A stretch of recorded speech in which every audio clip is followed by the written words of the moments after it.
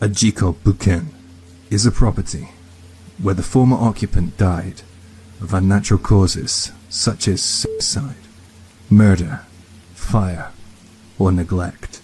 The word is comprised of the characters for accident, jiko, and property, buken. If you want to skip the intro to the scary stories, as I have gone over this before, please check the description box for a timestamp. But I think that this intro could be useful if this is the first time you've heard that phrase. These homes are also known as accident properties. These properties can be rented or purchased at very low prices, provided you are okay with the history of the home or the apartment. There are a growing number of individuals and companies that specialize in purchasing these stigmatized properties at huge discounts, and they either rent them out or resell them in the future. In the case of a house, the house may be demolished, and the land may be resold. Under the real estate transaction law, the real estate license holders have a legal obligation to inform the tenant or buyer of any known natural deaths that occurred in the property. The details of the accident must be also explained prior to the signing of the lease or contract. If the seller, landlord, or real estate agent intentionally omits this information from the rental or purchase contract, the contract may be nullified, and there have even been court cases where the contract has been voided. But before renting a jiko-buken, let's look at the pros and cons. The pros are, these types of properties can be rented or bought at a very cheap price. The discount will be greatest for properties that were the scene of a violent crime or incident, and these properties may sell for less than a quarter of the market price. The cons, such properties may not be advisable for those who are concerned about uninvited guests, or believe in the supernatural, or for those looking for properties that would be easy to resell or rent out in the future. But how do you find out if your property has a history? Well, the easiest and fastest way is to ask the real estate agent. You should try asking the building's management company. You can also check the popular Oshimateru website. That's www.oshimaland.co.jp. But please be advised that this site is not official and does not cover every property and every incident. So I want to give you a very quick example before we get into the scary stories. I chose an area that I used to live in, and I want to show you what it looks like when I pull up the website. So here's the mall I used to go to all the time. It has a supermarket, a food court, and a cinema, just really everything you need. As you can see, there's a flame mark here, and that indicates that an unnatural death occurred here. So let's find out what happened. So straight away, by reading the first line, you can find out that someone sadly jumped off the top of the multi-level car park. And in situations like this, my thoughts always go out to the poor man's friends and family. We also have a comment to examine here, and it goes a little deeper into detail, but first I want to show you the car parking area because the position of the flame doesn't really line up with the true area that the incident occurred. It's a little towards the back, and it's in a bit of a darker area. Here it is. I will just give you a brief rundown of the comment that I found here as well. So the man in question was a 24-year-old teacher. He was suspected of some sort of road incident, drunk driving maybe, and the following day was his final day. Apparently he left a note, but I'm not sure of the contents, but I can imagine. What a shame. The pressure and the stigmatism of his violation on the road, potentially affecting his work and social life, probably motivated his fatal choice. According to the comment, of course. But I hope at this point we are now accustomed to what a jiko-buken is. Here's another example, just a little up the street from the mall. There was a fire here, clearly, and unfortunately some people died. And therefore this has become a home, or an area with a history. A famous example in cinema perhaps is The Ring or The Grudge, if you've ever heard of those movies. You kind of get a flavour of a home with a history, you know? So, with no further ado, let's dive into some true, disturbing homes with histories. aka Jiko Buken, aka Accident Properties Stories. I will be cutting in now and then to explain things where possible, and I really hope it doesn't disrupt the pace of the stories. But anyway, please can you do me a massive favour and drop a like, a comment, share the video, or subscribe.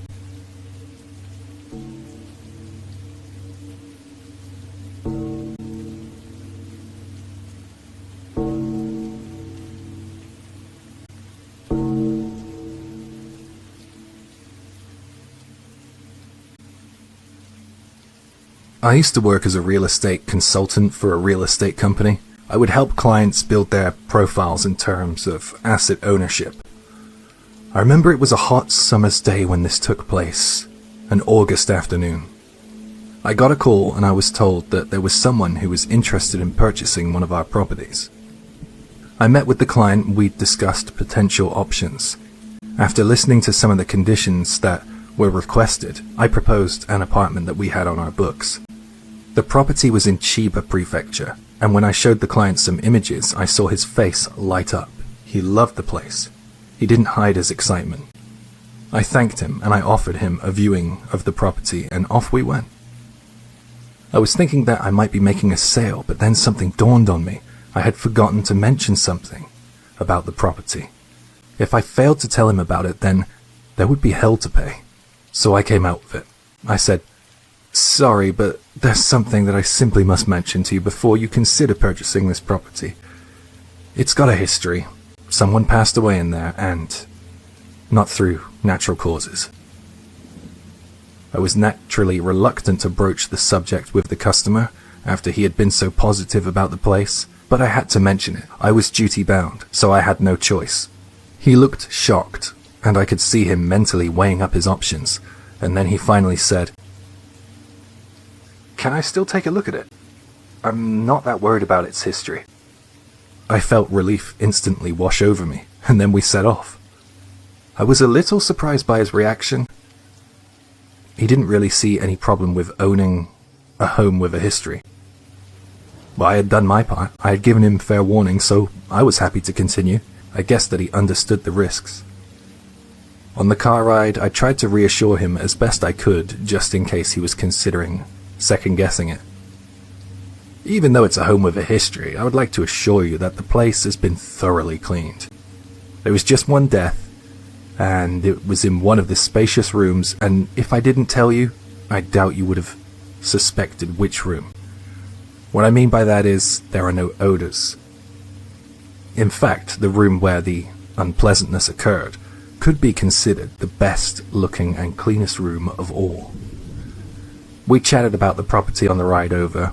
I was trying my best to disperse any doubts or concerns that he might have. He looked at ease to me. I knew that what I was telling him was true because I had visited the property myself earlier in the year. I think it was winter, and it was in great condition. It had been renovated and deep cleaned. It was hard to believe that someone actually died in there. When we arrived, it was difficult to find parking. I thought that it would be best to drop the client off and ask him to wait a few moments while I looked for a spot to park. I unlocked the apartment so that he could have an opportunity to look around uninterrupted. I had to park a few streets away in a pay and display parking lot. It was frustrating. As soon as I parked, I hurried back to the apartment building. I guessed that it was because it was a national holiday that day. Well, all week to be honest. It was Obon. Hi, Jay here. Obon is an annual Buddhist event for commemorating one's ancestors. It is believed that each year during Obon, the ancestor spirits return to this world in order to visit their relatives. Obon is mainly observed from August 13th to 16th. The Obon week in mid-August is one of Japan's 3 major holiday seasons. Back to the story. When I finally came back to the building and raced up the stairs, I found the client waiting outside of the front door. It looked to me like he was acting a little strange. "Why are you waiting out here?" I wondered as I approached him. I decided to open the door for him, and I caught a glimpse of the inside of the apartment, and something didn't look like it did the last time I was in there. I immediately knew that something was wrong. It was the living room. There was something on the floor. There were these large, black, water-looking marks on the hardwood floor. These black stains created the outline of a human silhouette. It looked like there was an outline of an outstretched arm reaching towards the kitchen area too. The beautiful white hardwood floor had this unignorably sinister-looking stain right in the middle of it. What's more, the room was seemingly filled with a putrid odor, like something not too dissimilar to rotten eggs. I couldn't understand it. I had been here before, and there was nothing of the sort on my last visit back in winter. It just made no sense to me. We had put so much money into cleaning this home, I knew that those stains couldn't or shouldn't be there, but yet they were. It was one of those moments that my mind brought up a cliché that I had heard of before, yet failed to fully understand. That cliché was, I couldn't believe my eyes. Those traces on the floor that formed the outline of a person looked fairly fresh, almost like a watermark on a coffee table or something. It was a hot one, a real hot August afternoon, yet somehow when I laid eyes on those stains, I couldn't help but sweat more. I was sweating buckets. I felt so hot. Then I heard the prospective property owner say from behind the safety of the door I had opened, "You said it was a home with a history, but I didn't expect this. Would you mind telling me how the former resident passed away?" I found myself a little embarrassed as I didn't know how the former resident died. I hadn't taken an interest. I guess in the pursuit of making a sale and generating wealth, I had forgotten about showing a little humanity, a little respect.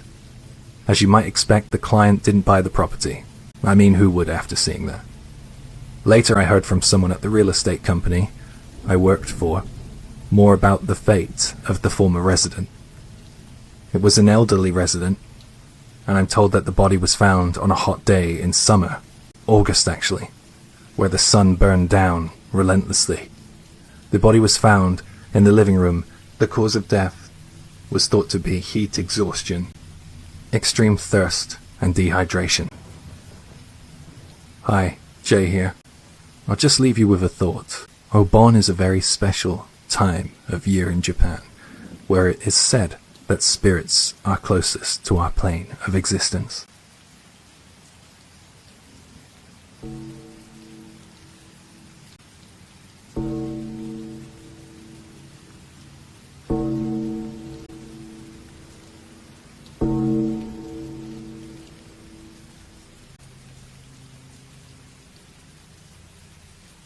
Hi, Jay here. Before we start, I want to give you a little warning. This account is a bit different to a ghost story.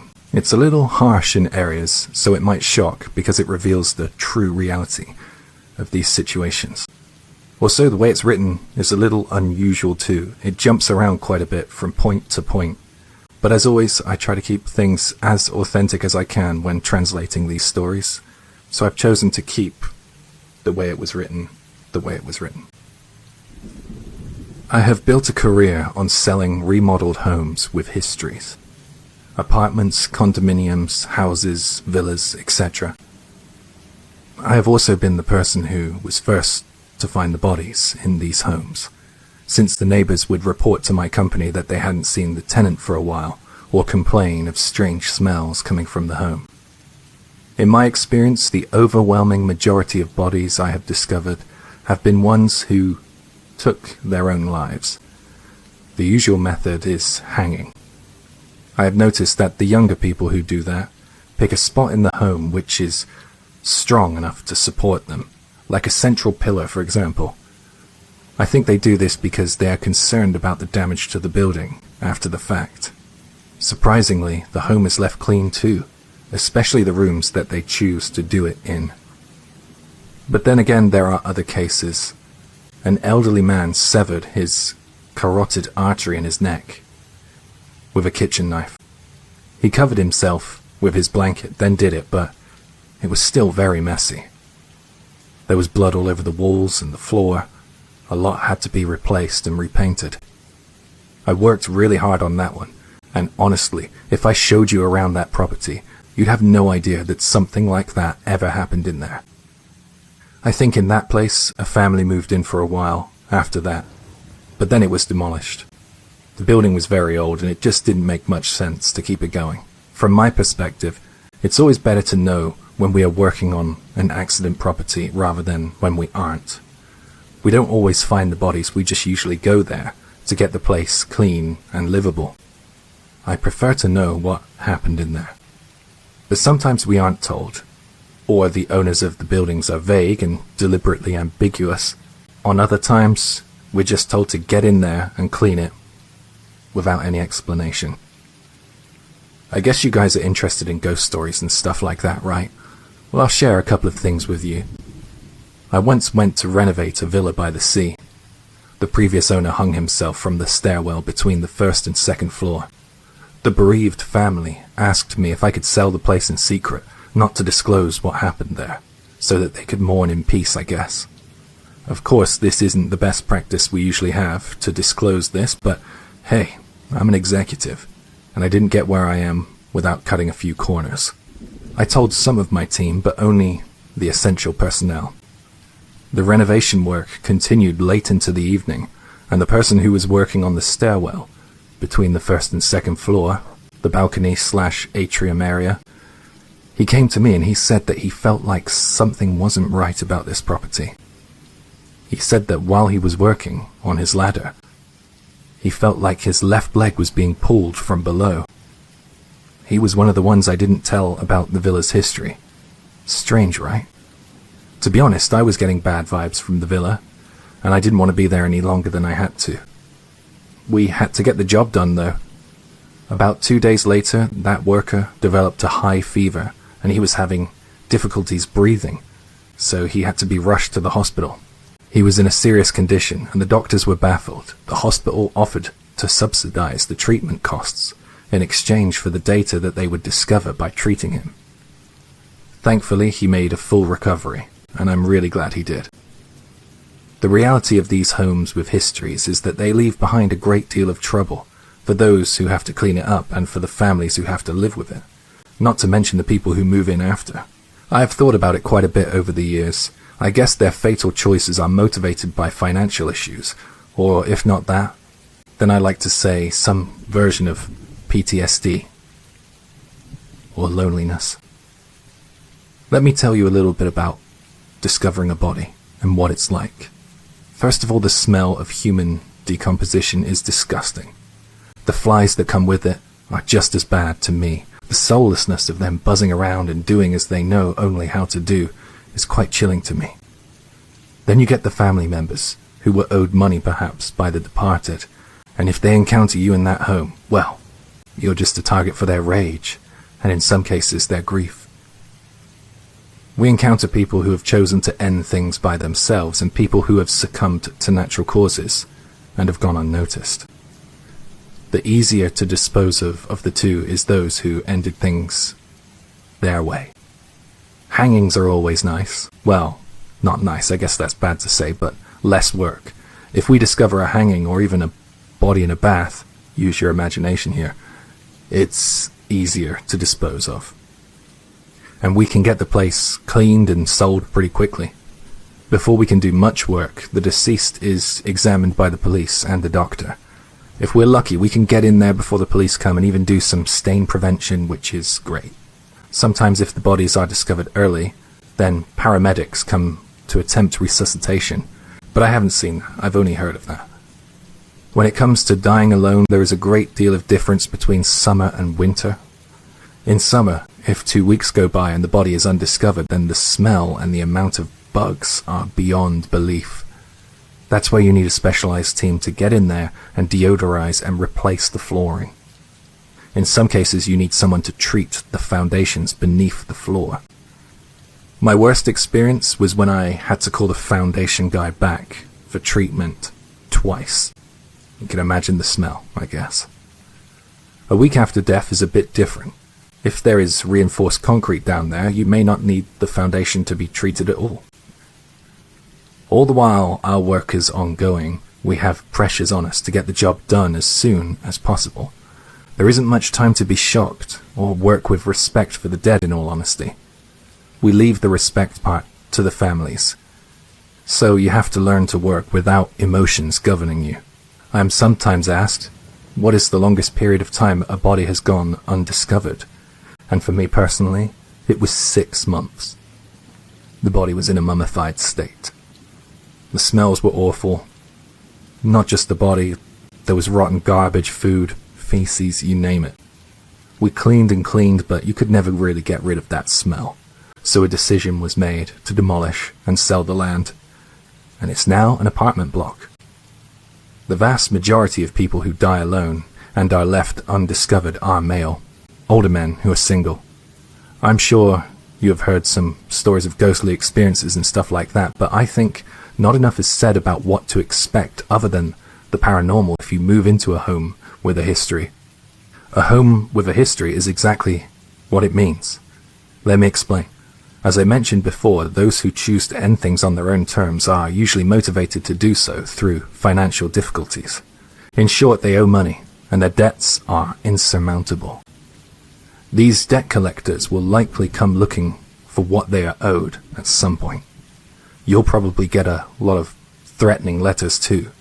And maybe someone who was owed money doesn't know that a new person has moved in. Things could even get a little violent. Finally, I'll give you a piece of advice if you are thinking of living in one of these homes with a history. Because they're cheap, it can be a great option, as long as you know the risks. Go around the area after you're shown the property and ask the locals. Go to the coffee shops, the convenience stores, and ask questions, because you might just get a couple of answers. People with no vested interests in the property will probably tell you what went down in there, even if the real estate agent won't. Be careful out there.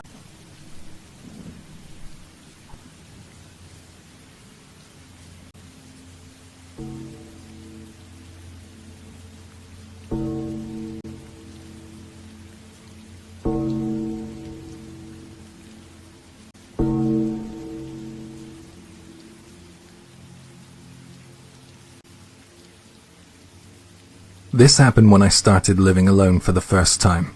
I was as excited as I was nervous, I think. It's always hard when you start out on your own, right? I was looking for a place where the rent would be cheap, somewhere not too far from the station, and somewhere relatively new. I didn't know at the time, because I was young and naive, that the strict requirements that I wanted to be met were pretty difficult. I was advised by a letting agent that if I wanted to rent somewhere in my price range, then I could only do that if I gave up at least one of the conditions that I wanted. I reluctantly agreed and decided to view flats in buildings which were at least 10 years old. I wasn't really ecstatic when I went with the agent to view the first place she suggested, but I have to say, when I got there and she opened up the door, I was pleasantly surprised. It was nothing like I imagined it would be. I expected some place half dilapidated. Again, excuse my naivety at the time, but I found the flat that I was being shown surprisingly beautiful. There was one thing that struck me almost instantly about the place, though. It gave off kind of a weird smell. It was like walking into a place that had been sealed shut for a while. It felt almost damp and lifeless. I got the vibe that no one had lived there for a long while. I looked over the place and I felt my smile widening as I mentally checked off all the things that I wanted in my new home. When I heard the price, I could barely contain my excitement. I don't know if it was the saleswoman or my own impulsivity, but I felt if I didn't act quickly, I would lose this place. It had big windows that allowed the sun in, it had a great storage system, and deep walk-in wardrobes, so it was perfect. I couldn't risk losing this place, so I decided to contract with the letting agency and lock it in. I moved in and I was so excited to start my new life. The big windows allowed so much sunshine in throughout the day. It was truly gorgeous. But at night time, I couldn't help but feel a little spooked out and therefore jumpy. I put it down to nerves, new home jitters. I just took a drink in the evening to calm my nerves, and then I was able to get off to sleep without any issue. but that restless and jittery sensation wouldn't let up no matter how many nights passed. I mean, initially I thought it was down to my caffeine intake, so I cut that back, but that didn't make any difference. It just made the next working morning even harder because I was used to the drink to get me to sleep. One night, I was doing my usual routine, and I found myself drifting off to sleep only to wake up at some point in the night to hear a noise coming from somewhere in my new home. What the hell is this? I thought, probably out loud. I tried to get up or twist my neck to face the direction of the sound, but I found that I was completely incapable of movement. I was like a slab of stone in my bed, motionless. I was suffering from sleep paralysis. I had experienced something like that before, so I didn't panic as much as I probably should have. I just relied on darting my eyes all over to try and find out what was happening. I judged that the noises I was hearing was coming from within the bathroom. The noise slowly sounded more familiar the more awake I became. To me, it sounded like water dripping. Did I forget to turn the shower off, or the tap? I wondered.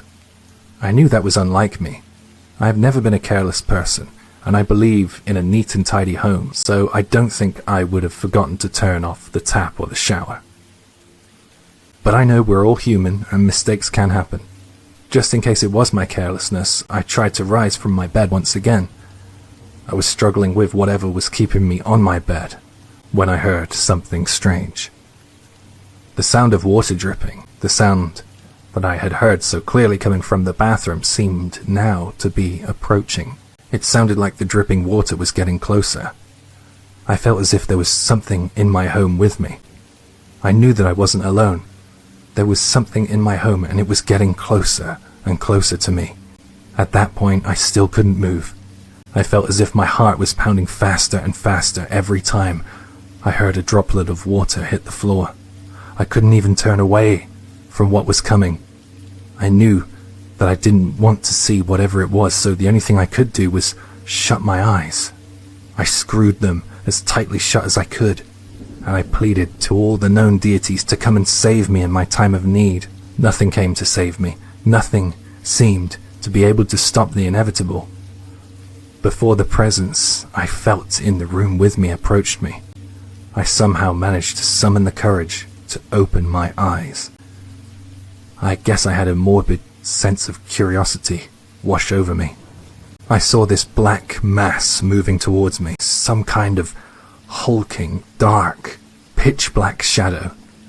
It loomed over me, and I shut my eyes and braced. But then before I knew it, it was morning. I was incredibly relieved to see that there was light in the room now, and I could feel the sensation of movement in my body once again. I got up and made my way to the bathroom. I had to know if what happened last night was the result of an overactive imagination or a tap left running. I wanted to know if what I experienced was dream or reality. The shower hadn't been dripping, and neither had the tap. I smiled to myself, thinking I'd better stop the boozing or get more sleep, because something clearly ain't right. I turned to go back into my bedroom, and then I stepped in something wet. I looked down and saw wet footprints leading all the way up to the side of my bed, where just by my bedside table the water footprints had formed a kind of pool. It was as if there were footprints leading from the bathroom to my side of the bed, and something stayed there. It was a truly chilling sight. I didn't feel like being alone in my flat that night, and I was quite a long way from home, so I decided to call a friend of mine who lived in my area and ask if he wanted to spend the night. Now, this friend of mine was what you might call the spiritual type. He was all about the occult and communicating with spirits and stuff like that. I invited him, and he took a look in my bathroom and said, "Something happened in here." He refused to stay the night and insisted that I stay with him at his place. I didn't tell him about the watermarks I had seen in the shape of footprints I had seen on the floor in the morning. I don't know how he could have known the bathroom was giving me bad vibes unless it was a heck of a guess. I decided to crash at his house. I went to the letting agent and explained the situation on my next available day off. It was at that point that they admitted to renting me an accident property, a home with a history, so to speak. I didn't know it well at the time, but apparently the rule is if you're going to sell someone a home, you have to explain what went on in that home before they sign the dotted line. I never got that explanation, so through this crazy loophole, I was able to back out of living at that place without losing my deposit. If you're wondering what happened in there, sorry, I was too much of a chicken to ask. I mean, I would be shocked if something didn't happen in the bathroom. One of the reasons I fell in love with the place was because it had a beautiful deep and wide bathtub, deeper than the usual standard for sure. I dread to think what might have happened in there.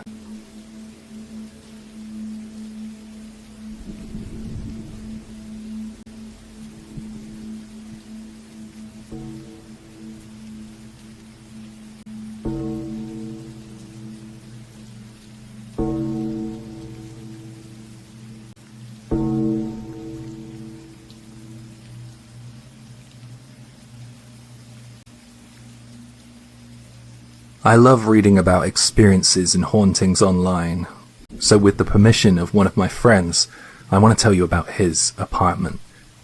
Since there has been quite a lot of activity, which has happened sporadically over the course of a long period of time, I will do my best to summarize it. I think it started with him hearing voices and shuffling around late at night. He said that the voices and the noises would wake him up. One night, when he was feeling extremely restless, and he was having difficulties getting back to sleep, he said that he heard a female voice whisper, "What's wrong?" really close to his ear. I don't know about you, but that would terrify me. He, on the other hand, quickly dismissed that phantom voice as an auditory hallucination. Another strange phenomenon he experienced was the toilet flushing by itself in the middle of the night. He got up when he heard that sound because he was first thinking there was a problem that he needed to go and sort out. I don't know, a burst pipe or something. He said that when he went into the bathroom, he felt something very gently from above caress his head, like it was some kind of touch of affection. He felt instantly cold and quickly left the bathroom and closed the door. He said that he heard the toilet flush a few more times in the middle of the night, but he never got up to go and check, because he didn't want to feel that cold sensation again. I mean, if that was my apartment, I would have contacted the landlord and told them that I was out at that point. Yet, he somehow continued to live there. Let me tell you something, I've used his bathroom, and when I was in there, I've always felt, I don't know if I can phrase this the right way, but heavy. Like there was something psychologically weighing on me. The atmosphere, it's something else. It's oppressive and almost suffocating. I really don't like going in there. After a while, my friend went back to using the bathroom at night, and he told me he was certain that it was just a problem with the toilet, and he had an overactive imagination.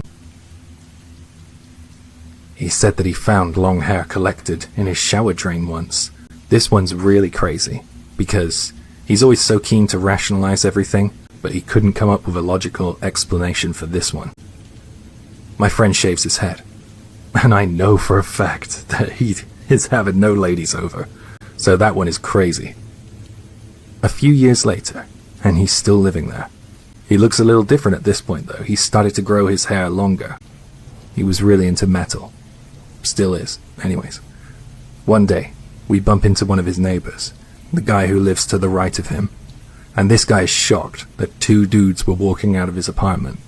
He said something along the lines of, "Oh, hello, are you the neighbor? Where's the missus?" And we were both confused and told him that there was no missus. My friend did not live with a woman. Sorry, it's just I always hear a woman's voice coming from your side," the neighbor replied. That gave me the chills for real, man.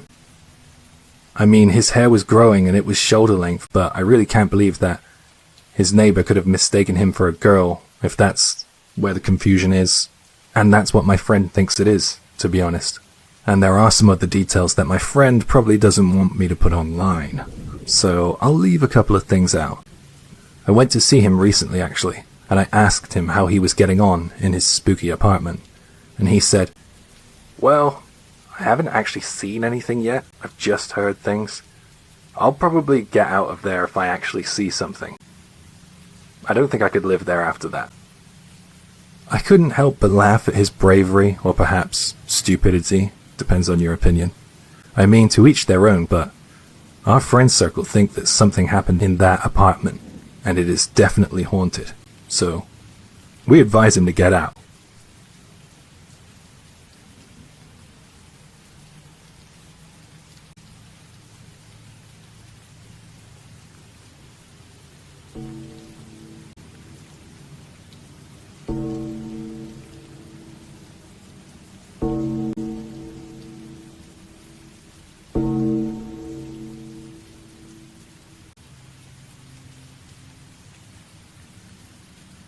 This is quite recent. A friend of mine wanted to move to my area in our city. She asked me if I would help her choose a place and go with her to see the real estate agent. It turned out that the agent that we spoke to was an incredibly chatty guy. He couldn't stop talking, and that was good. I thought I would ask him about haunted properties because I'm really into the scary stuff, and I'm always curious about stuff like that. He grinned at me when I asked and said, "Well, actually, I'm told that I shouldn't speak to customers about our homes with histories too much, but..." He winked at me and then got up and grabbed a thick black folder from the bookcase behind him. I remember the folder's title was something like "Information Required on Properties," and I thought that was a clever way to hide the fact that the contents were about accident properties. He flipped through the pages, and I saw floor plans, photos, and all sorts whiz by. He said something like, "Ghosts, well, they can be a little unrealistic in the movies. I'll show you something perhaps a little more interesting."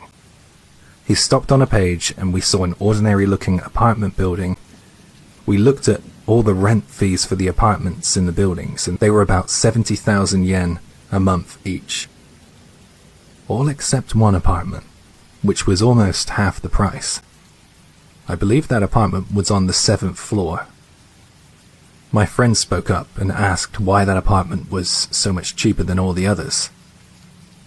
"That one was occupied by a student for a while. She had a boyfriend, and he was often coming and going," the realtor said. Sounds pretty normal to me, I thought to myself. Well, our tenant, she got annoyed with her boyfriend coming over so much. She said that he was obsessing over her, developing stalker-like behavior. And she had had enough. She decided to break it off with him. And she dumped him, out of the blue. We were listening intently. I was already trying to figure out where this story was heading. The scary thing about it is, she didn't know that her boyfriend had secretly made a duplicate of her key. So one night he decided to sneak into her home when she was out. What do you think he did in there? We were silent. We just wanted to hear more. No guesses, huh? Well, let me tell you. He tied a rope from her balcony and slipped a noose over his head and jumped. We gasped. Of course, the boyfriend didn't make it. My friend said, "It's so sad. He didn't need to die like that." Right. And the worst part is, when the girl came home, there was a letter left on her table with her name on it. I got pretty freaked out myself when she told me what the contents of that letter was. We waited on bated breath. The letter read, "Don't worry, I'll be waiting here for you forever." Well, we were amazed by that story. But next, he blew us away by showing us photos from the hairdresser dismemberment case. Do you remember that one? It was all too much. We had to get out of there. And we didn't much feel like looking at real estate anymore that day. Hi, Jay here. The writer says something about a hairdresser dismemberment case. I can try and have a look for that if there's any interest in taking that one further. Just thought I'd share that with you. Let me know in the comments if you're interested.